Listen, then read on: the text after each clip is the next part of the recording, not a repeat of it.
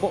Bonsoir à toutes et à tous. C'est la 24e journée du championnat de France de Ligue 1 que nous vous proposons de suivre en notre compagnie. Nous sommes au stade de la Baie des Champs où la JOCR reçoit ce soir le LOSC. C'est Lille qui se déplace à Auxerre pour suivre cette rencontre en ma compagnie. C'est Laurent Rousset que j'accueille. Bonsoir Laurent. Bonsoir. Une rencontre intéressante à tout point de vue Laurent, parce qu'il y a des ambitions qui sont les mêmes, c'est la victoire, mais pas pour les mêmes raisons, hein, voilà. vous me disiez. Importante pour les deux équipes, la victoire est indispensable. Auxerre pour, je dirais, sortir la tête un peu plus hors de l'eau, et Lille parce qu'avec leur match de retard programmé mardi, Lille a des possibilités d'accéder au podium.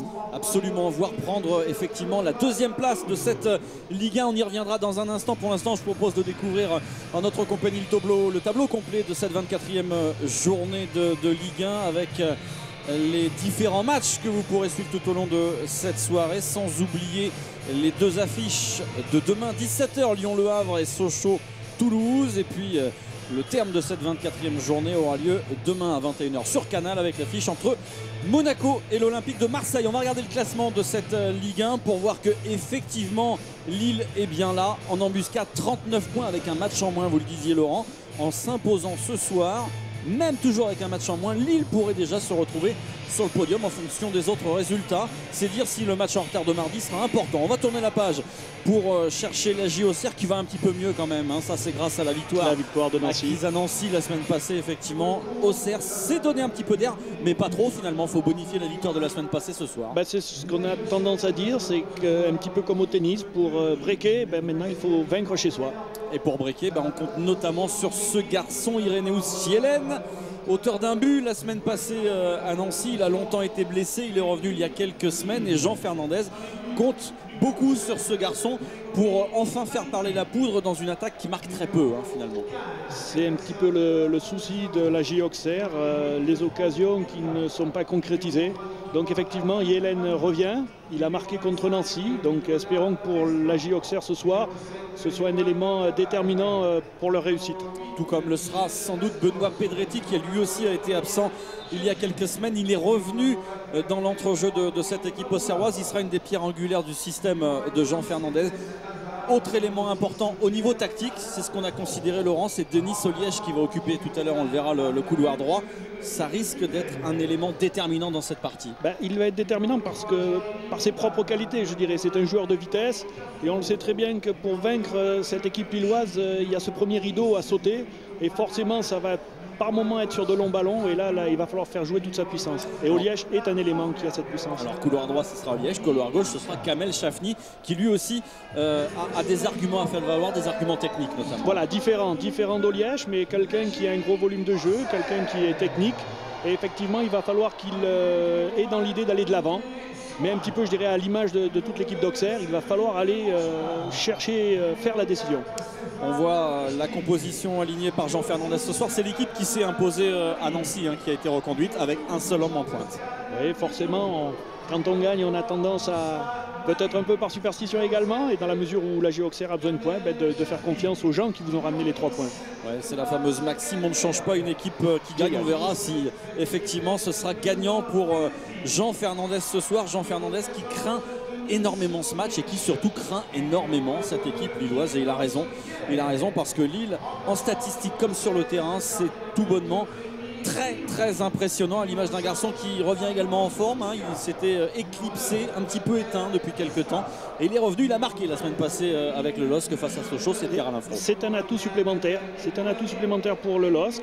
Voilà un garçon qui a connu une période difficile, qui essaie de se relancer à Lille, et ma foi, si les blessures l'épargnent un petit peu, je pense que c'est un élément qui peut amener une plus-value à cette équipe. Alors il y a d'autres garçons dont on parle beaucoup dans cette équipe lilloise. Vous venez de voir Fro, voici celui qui fait peur à toutes les défenses et à tous les gardiens, notamment sur coup de pied arrêté, mais pas seulement Michel Bastos. Effectivement, c'est un joueur que l'on découvre parce qu'il est venu du Brésil, et je sais un petit peu qu'on est le LOSC va chercher des joueurs méconnus dans ce territoire où pourtant il y a des stars, mais force est de constater qu'en allant chercher des joueurs, je dirais, deuxième division au départ. Lille aujourd'hui a lancé un joueur qui est aux portes de la sélection au Brésil. Ouais, effectivement, on en parle de plus en plus dans la sélection nationale brésilienne, Michel Bastos.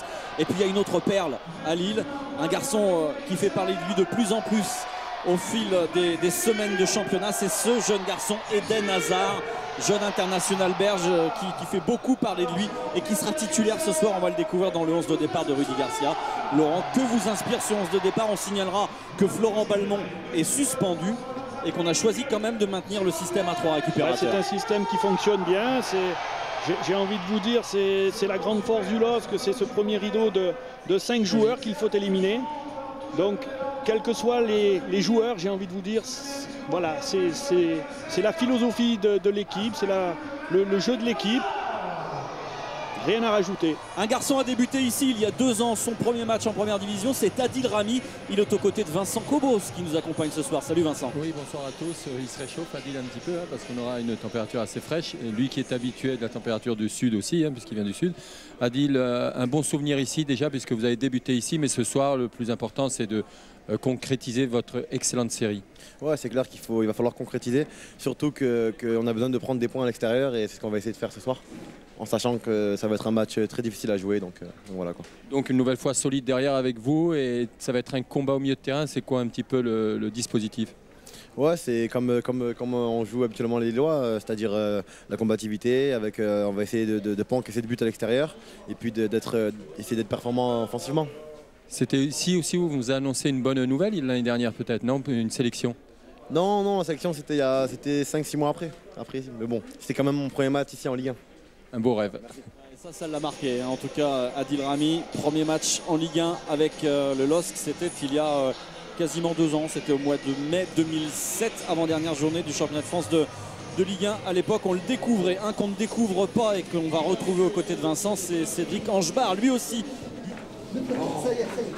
Oui, un buteur, mais ce soir, il y aura surtout un aspect défensif d'abord à concrétiser face à une excellente équipe lilloise et surtout un Bastos en pleine forme. Ouais, c'est clair que le coach nous l'a beaucoup répété. Ils ont une armada offensive très intéressante et l'une des plus efficaces de championnat. Donc, il va falloir avant tout faire attention à leurs attaquants et puis apporter un petit peu offensivement. Donc, on va voir une nouvelle fois sur le front et surtout tout le côté droit. Ouais, je pense qu'il va y avoir beaucoup de duels partout, que ce soit au milieu ou sur les côtés. Donc, il va falloir répondre présent parce que Lille, c'est une grosse équipe là-dessus. Merci. Voilà, déjà dans son match, Cédric Angebar, qui était le premier buteur au Serrois de la belle victoire bourguignonne à Nancy la semaine passée. Une victoire, nous confiait Jean Fernandez, qui a vraiment fait du bien.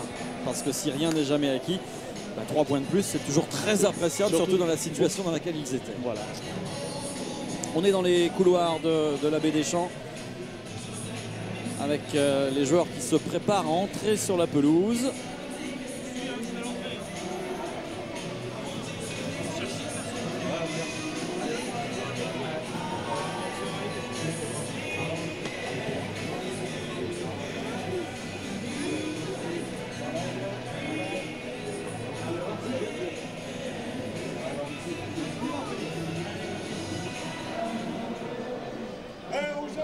Allez, voilà la sortie des joueurs sur cette pelouse de la Baie des Champs avec une température déjà très fraîche, pas loin de 0 degrés.